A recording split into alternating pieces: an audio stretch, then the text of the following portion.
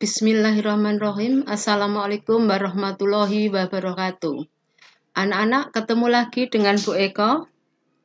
Pada pertemuan kali ini kita akan membahas bab 2, yaitu menumbuhkan kesadaran terhadap Undang-Undang Dasar Negara Kesatuan Republik Indonesia tahun 1945.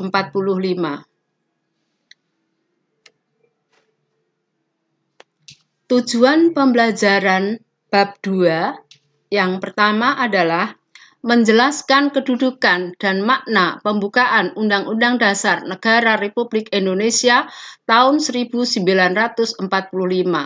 Yang kedua, menelaah makna hubungan pembukaan Undang-Undang Dasar Negara Republik Indonesia tahun 1945 dan Proklamasi Kemerdekaan.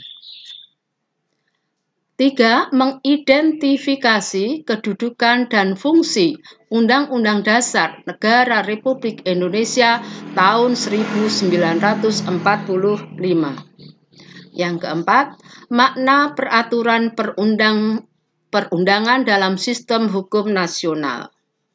Kelima, mengaplikasikan makna kedudukan dan fungsi Undang-Undang Dasar Negara Republik Indonesia tahun 1945 dalam kehidupan sehari-hari.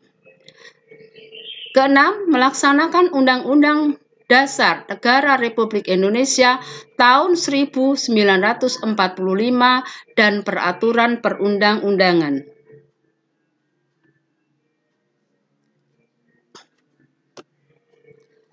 Adapun materi bab 2, yang pertama, kedudukan dan makna pembukaan Undang-Undang Dasar Negara Republik Indonesia tahun 1945. Yang kedua, kedudukan dan fungsi Undang-Undang Dasar Negara Republik Indonesia tahun 1945. Yang ketiga, peraturan perundang-undangan dalam sistem hukum nasional. Yang keempat, melaksanakan dan mempertahankan Undang-Undang Dasar Negara Republik Indonesia tahun 1945. Baiklah anak-anak, sekarang kita mulai. Kalian buka buku kalian, kamu baca Undang-Undang Dasar Negara Republik Indonesia tahun 1945, khususnya ada pada pembukaan.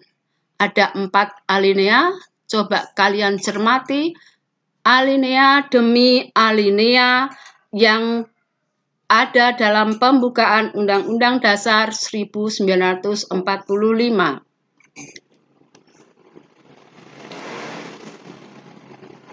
Selanjutnya, kamu baca, kamu pahami teks proklamasi kemerdekaan Republik Indonesia yang telah dibacakan oleh Bapak Insinyur Soekarno atas nama bangsa Indonesia. Perhatikan teks proklamasi.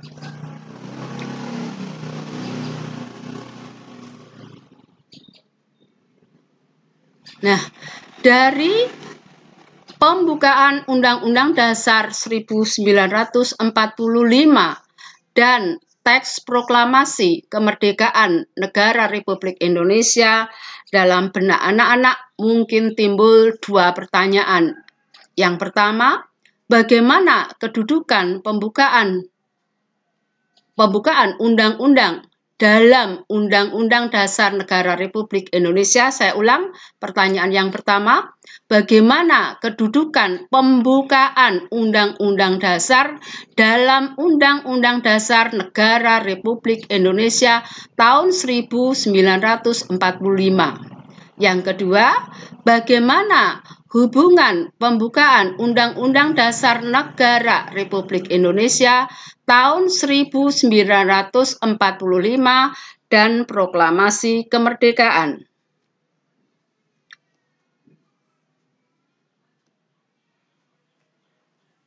Untuk membahas lebih lanjut, maka anak-anak kita pelajari tentang hukum dasar. Hukum dasar di dunia ini kita bagi menjadi dua. Yang pertama adalah hukum dasar tertulis yang biasa kita sebut dengan konstitusi. Di Indonesia, konstitusi yang kita gunakan adalah Undang-Undang Dasar tahun 1945. Selain hukum dasar tertulis, ada hukum dasar tidak tertulis yang kita sebut dengan konvensi. Konstitusi maupun konvensi mempunyai kedudukan yang sama. Apa itu konvensi? Konvensi adalah aturan dasar yang timbul dan terpelihara dalam praktek penyelenggaraan negara, di mana di Indonesia baik konstitusi maupun konvensi bisa kita lihat dipraktekkan di negara kita. Kedudukan Undang-Undang Dasar Negara Republik Indonesia tahun 1945. Yang pertama, Undang-Undang Dasar Negara Republik Indonesia sebagai hukum dasar. Yang kedua, Undang-Undang Dasar Negara Republik Indonesia merupakan sumber hukum bagi peraturan perundang-undangan. Dan yang ketiga, Undang-Undang Dasar Negara Republik Indonesia merupakan hukum tertinggi dalam tata urutan peraturan perundang-undangan di Indonesia.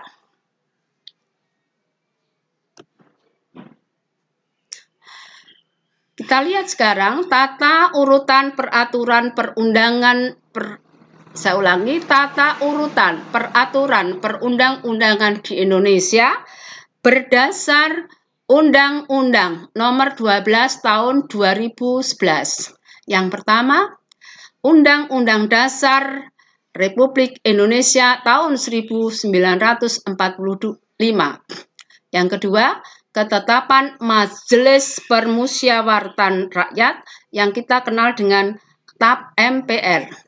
Yang ketiga adalah Undang-Undang Peraturan Pemerintah Pengganti Undang-Undang yang biasa kita singkat dengan Perpu. Yang keempat, Peraturan Pemerintah. Yang kelima, Peraturan Presiden. Yang keenam, Peraturan Daerah Provinsi. Dan yang ketujuh adalah Peraturan Daerah Kabupaten Kota. Dari sini kalian bisa melihat bahwa Undang-Undang Dasar Republik Indonesia tahun 1945 adalah mempunyai kedudukan yang paling tinggi. Kemudian kita lanjut dengan kedudukan pembukaan Undang-Undang Dasar tahun 1945.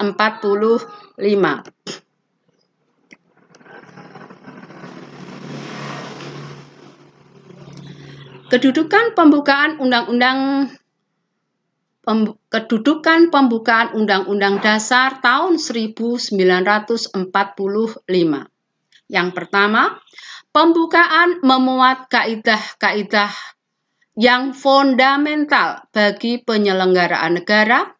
Yang kedua, pembukaan Undang-Undang Dasar tahun 1945 merupakan bagian yang tak terpisahkan dari Undang-Undang Dasar Negara Republik Indonesia tahun 1945.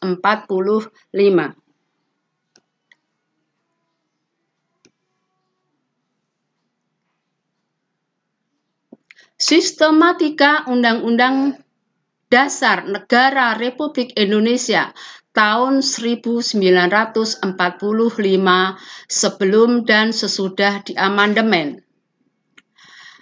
Sebelum Undang-Undang Dasar tahun 1945 diamandemen, sistematikanya adalah terdiri dari 1. Pembukaan, 2. Batang tubuh atau pasal-pasal, yang ketiga penjelasan.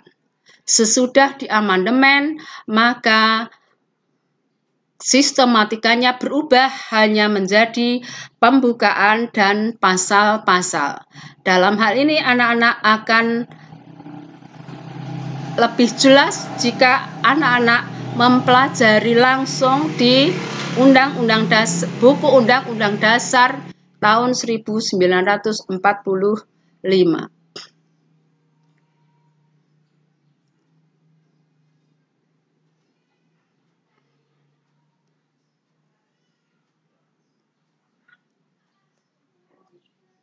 Ini contoh yang terjadi pada saat MPR melakukan sidang tahunan MPR dalam agenda amandemen Undang-Undang Dasar tahun 1945. Anak-anak ketahui bahwa amandemen Undang-Undang Dasar 1945 itu dilakukan dalam 4 tahap.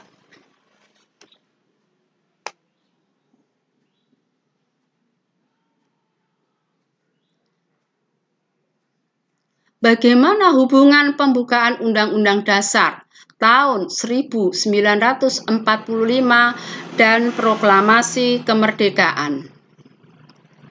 Dalam Proklamasi Kemerdekaan memuat 2 hal pokok. Yang pertama adalah pernyataan kemerdekaan Indonesia. Yang kedua adalah tindakan yang harus segera dilakukan dengan pernyataan kemerdekaan Indonesia.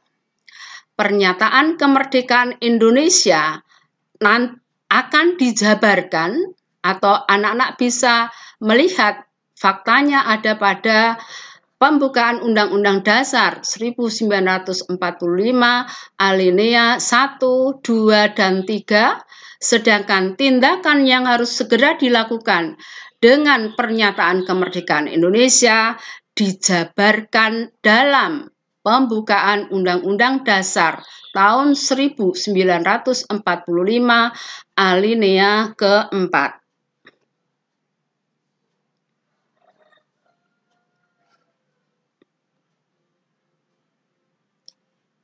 Makna yang terkandung dalam pembukaan Undang-Undang Dasar tahun 1945. Yang pertama, alinea pertama, kemerdekaan adalah hak segala bangsa. Yang kedua, perjuangan kemerdekaan bangsa Indonesia telah sampai pada saat yang menentukan. Yang ketiga, alinea ketiga, kemerdekaan merupakan atas berkat rahmat Allah yang Maha Kuasa dan didorongkan oleh keinginan luhur. Makna alinea keempat,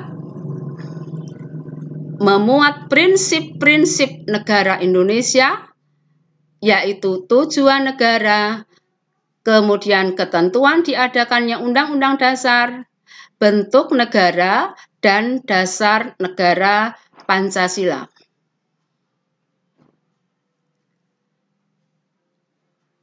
Kesimpulan hubungan pembukaan Undang-Undang Dasar tahun 1945 dengan Proklamasi Kemerdekaan. 1. Bahwa pembukaan Undang-Undang Dasar tahun 1945 dan Proklamasi Kemerdekaan merupakan satu kesatuan yang bulat. Yang kedua, makna yang terkandung dalam pembukaan merupakan amanat dari Proklamasi Kemerdekaan.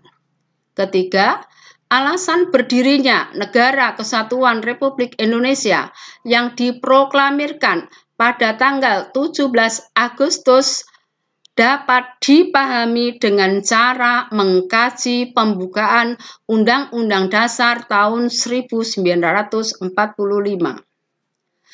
Yang keempat, mengubah pembukaan Undang-Undang Dasar Negara Republik Indonesia tahun 1945 pada hakikatnya membubarkan Negara Kesatuan Republik Indonesia yang diproklamirkan tanggal 17 Agustus 1945. Kedudukan pembukaan Undang-Undang Dasar tahun 1945. Yang pertama, pembukaan Undang-Undang Dasar tahun 1945 merupakan pokok kaidah negara fundamental atau taat fundamental norm bagi negara Indonesia.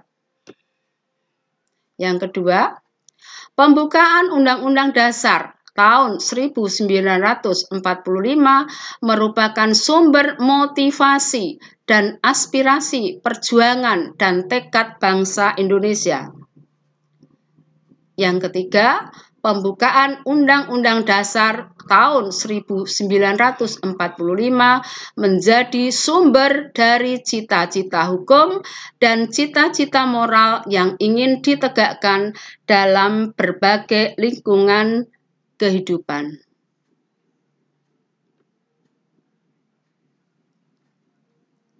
Makna alinea demi alinea pembukaan Undang-Undang Dasar 1945 bisa kalian cermati lagi. Tadi sudah Bu Eko tayangkan. Untuk lebih jelas lagi, perhatikan alinea demi alinea pembukaan Undang-Undang Dasar 1945. Sudah paham? Kita lanjut. Kedudukan Undang-Undang Dasar Negara Republik Indonesia tahun 1945. Yang pertama adalah sebagai hukum dasar tertulis yang digunakan untuk mengatur jalannya pemerintahan negara.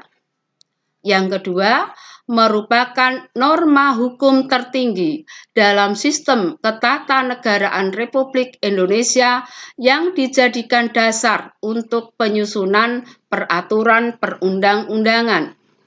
Yang ketiga, merupakan sebagian dari hukum dasar, yaitu hukum dasar tertulis, karena di Indonesia juga menggunakan konvensi atau hukum tidak tertulis. Contohnya adalah pidato kenegaraan Presiden setiap tanggal 16 Agustus di depan sidang pleno DPR.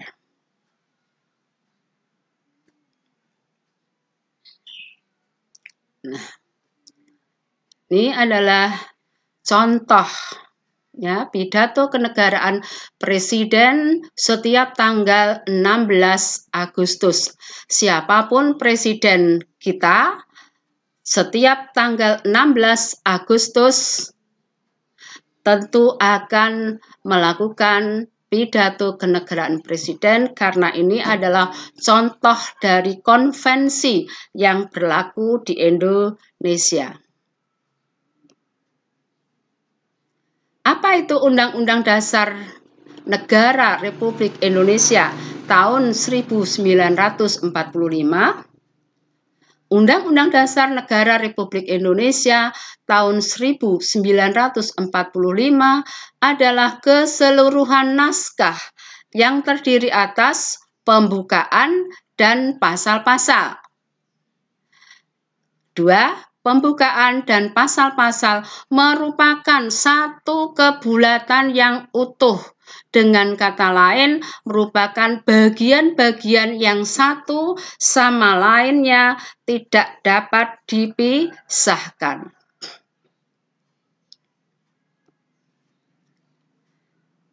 Kita lanjut dengan sifat Undang-Undang Dasar Negara Republik Indonesia tahun 1945. Sifat Undang-Undang Dasar negara kita, 1. Tertulis, rumusannya jelas, merupakan suatu hukum yang mengikat pemerintah sebagai penyelenggaraan negara maupun mengikat bagi setiap warga negara. Yang kedua, singkat dan supel. Memuat aturan-aturan, yaitu memuat aturan-aturan pokok yang setiap kali harus dikembangkan sesuai dengan perkembangan zaman, serta memuat hak-hak asasi manusia. Yang ketiga, memuat norma-norma, yaitu aturan-aturan serta ketentuan-ketentuan yang dapat dan harus dilaksanakan secara konstitusional. Keempat, merupakan peraturan hukum positif yang tertinggi, juga sebagai alat kontrol terhadap peraturan perundang-undangan yang lebih rendah dalam hierarki tertib hukum Indonesia.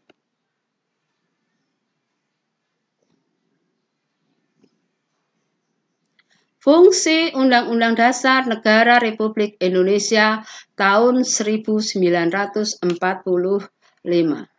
Yang pertama adalah sebagai alat kontrol. Artinya, apakah hukum yang lebih rendah sesuai dengan hukum yang lebih tinggi? 2. Fungsi pengatur, yaitu berperan sebagai pengatur bagaimana kekuasaan negara disusun, dibagi, dan dilaksanakan. Yang ketiga, penentu, berfungsi sebagai penentu hak dan kewajiban negara, aparatur negara, dan warga negara.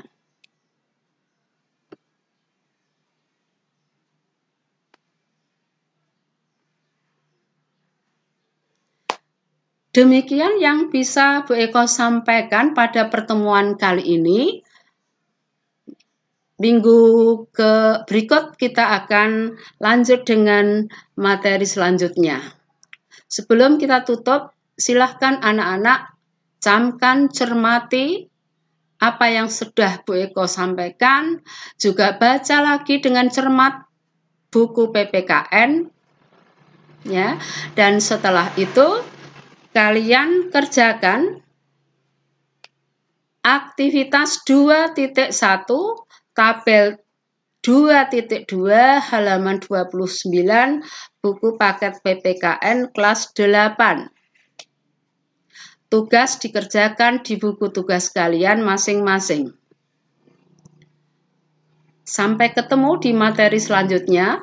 Sebelumnya, Bu Eko mohon maaf apabila ada hal-hal yang kurang berkenan, barangkali kata atau kalimat yang tidak begitu jelas, maka nanti kita akan ketemu di Zoom pembelajaran berikutnya.